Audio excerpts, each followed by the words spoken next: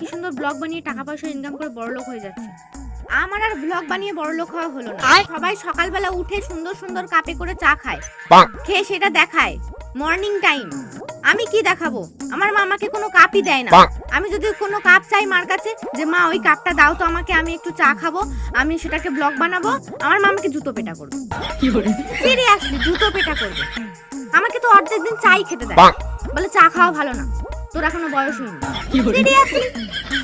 তারপর আবার মর্নিং এর চা খাওয়া শেষ, এখানে যাচ্ছে ওখানে যাচ্ছে সেখানে যাচ্ছে, আমার মা আমাকে বাড়ি থেকে বেরোতে দেয় না। আমি কোথায় যাবো? কোথায় গিয়ে দেখাবো? আজকে এখানে গেছি, কালকে ওখানে গেছি, কি করে দেখাবো? টাকা পয়সাও নিয়ে যাবো। আমি কি খাচ্ছি আমি সেটাও দেখাতে পারবো না। এই একটু আগে আমি খেয়ে নিলাম, ক্যামেরা ধরতে মনে নেই। আমি ব্লগ বানাবো কি করে? সারাক্ষণ শুয়ে থাকি, সবসময় ভাবি যে হ্যাঁ ব্লগ বানাবো ব্লগ বানাবো ব্লগ বানাবো। তারপরে যখনই কোনো কিছু করতে যাই, মানে শোয়া টাকাতে যখনই আবার কোনো কিছু করতে যাই, ক্যামেরা ধরতে ভুলে যাই। বুঝলে?